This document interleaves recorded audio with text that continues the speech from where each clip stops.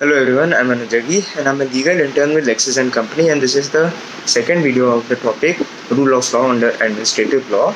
And now I'll be talking about Rule of Law and Indian Constitution. So the Constitution of India provides that the Constitution shall be the supreme power in the land, and the legislative and the executive derive their authority from the Constitution. Any law that is made by the legislative has to be in the conformity with the Constitution, failing which it will be declared invalid. This is provided under Article 13, Clause 1. Article 21 provides a further check against arbitrary executive action by stating that no person shall be deprived of his life or liberty except in accordance with the procedure established by the law. Article 14 ensures that all the citizens are equal and that no person shall be discriminated on the basis of sex, religion, race, or place of birth, etc. Also, preamble states justice, liberty, equality, fraternity, and dignity of every individuals. And fundamental rights form a part of the basic structure and provisions of fair trial, the independence of judiciary, judicial review, etc. So the challenges which were faced were the unguided and excessive use of discretion, or the erosion of independence of judiciary, and suspension of fundamental rights during emergency, delay in courts, high court fees, etc.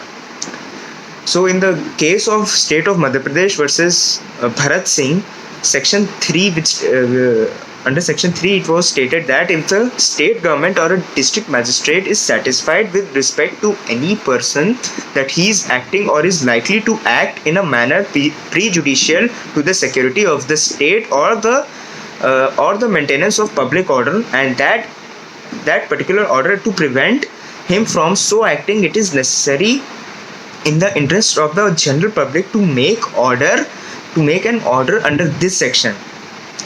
Further, directing that except in so far as he may be permitted by the provisions of the order or by such authority or persons as may be specified therein, he shall not be in any such area or place in Madhya Pradesh as may be specified in the order.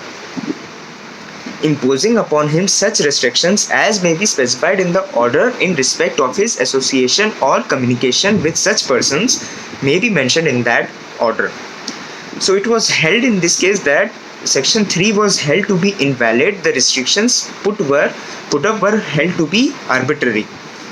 So the rationale was no procedural safeguards for aggrieved persons, and Article 358 does not purport to invest the state with arbitrary authority to take action to prejudice of citizens.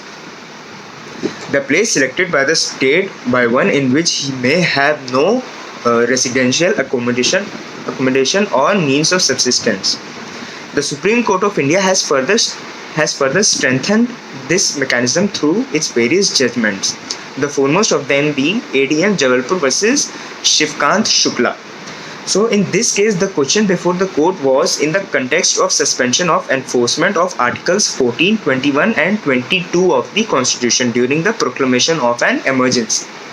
So the answer to the majority of the bench was in negative for the question of law. However, Justice H.R. Khanna dissented from the majority opinion and observed that even in the absence of Article 21 in the Constitution, the state has got no power to deprive a person of his life and liberty without the authority of law. Without such sanctity of life and liberty, the distinction between a lawless society and one governed by laws would cease to have any meaning. Rule of law is now the accepted norm of all civilized societies. Also, in the case of Indira Gandhi versus Raj Narayan, during the 1971 general elections, Indira Gandhi of the Congress party went up against Raj Narayan, the leader of the Janata Party, for the seat of Rai Bareli in Uttar Pradesh. So the Congress came out victorious by a huge margin of votes. Raj Narayan was confident about his victory and decided to take Indira Gandhi's election to the Allahabad High Court alleging electoral malpractices based on 7 grounds. The trial judge upheld the allegations on 2 grounds and declared the election as vitiated by corrupt practices. The grounds were that Gandhi had taken the assistance of a gazette officer of Uttar Pradesh for furthering her election prospects.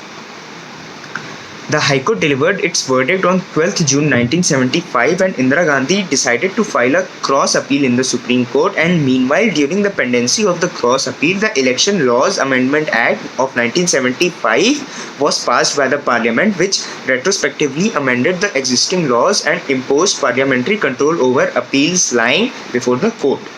So the constitutionality of another legislation, that is the People Amendment Act of 1974, was also brought to question was also brought to question in the case. So this was the topic of the rule of law under the administrative law, and I hope I was able to explain it to you all. So thank you everyone.